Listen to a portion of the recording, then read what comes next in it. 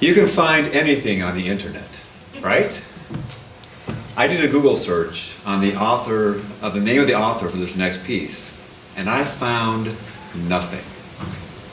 Scared. The Cry by D.B. Adams. A long, plaintive wail emanated from the cardboard box.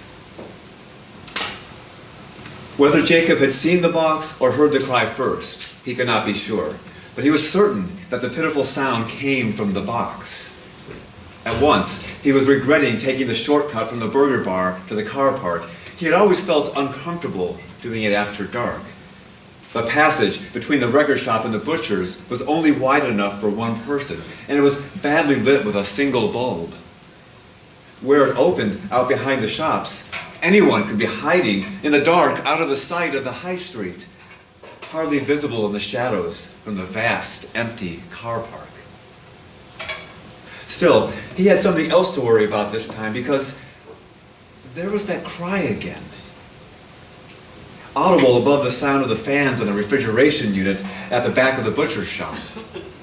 It was a heartrending sound of loneliness, pain, and anguish that brought back memories of childhood punishments when Jacob's mother locked him in his bedroom without any dinner or supper.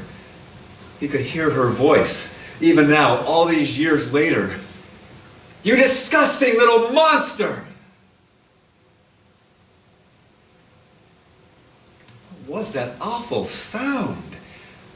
What should he do about it? Leave it, probably. Let someone else take care of it.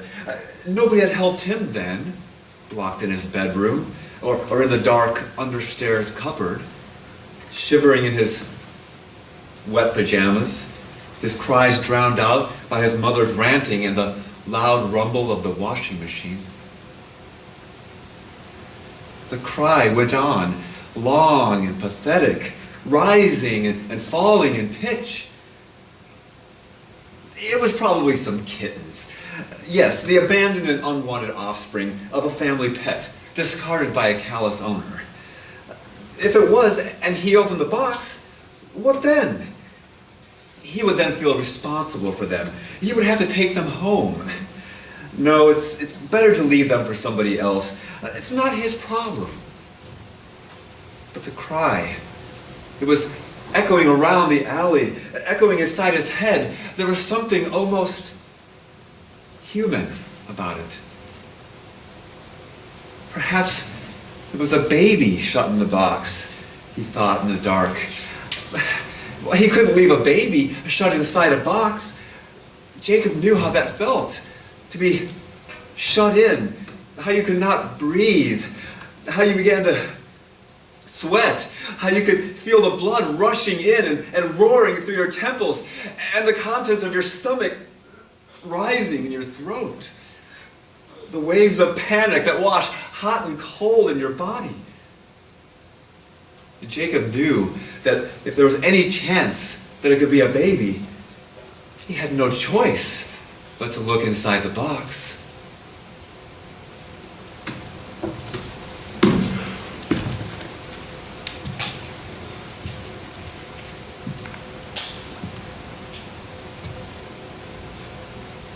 He was within a foot of the cardboard box when suddenly there was a slight movement from the box and the crying ceased. All was quiet except the thrum of the fans in the butcher shop wall.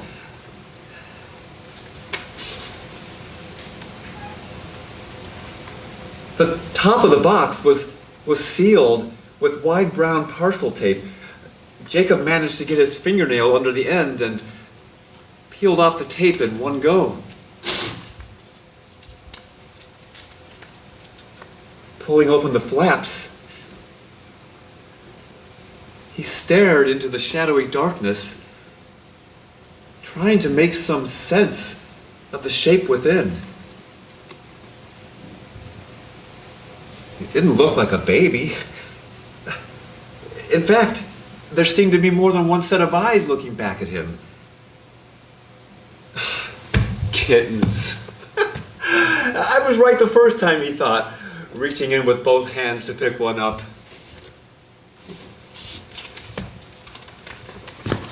Taloned hands grabbed both his wrists. Sudden and vice-like, searing pain shot up his arms. He yelled out and tried to pull away. The claws pulled back hard and sharp, digging into his flesh and forcing him off balance. Jacob realized that there was no way he could stop himself from falling head first into the cardboard box. As his head entered the box, more small clawing hands grabbed at it, pulling at his hair and ears. He felt the sharp talons enter his nostrils, dig into his neck and shoulders. Even as his chest passed into the box, Jacob was aware of the wet and warm, strangely comforting feeling spreading throughout the front of his jeans. Then, as the claws pulled the rest of his body down into the darkness, he felt the hot and cold waves of panic running through his body.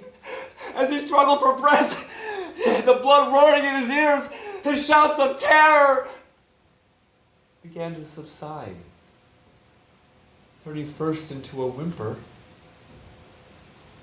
and then into a long, plaintive wail.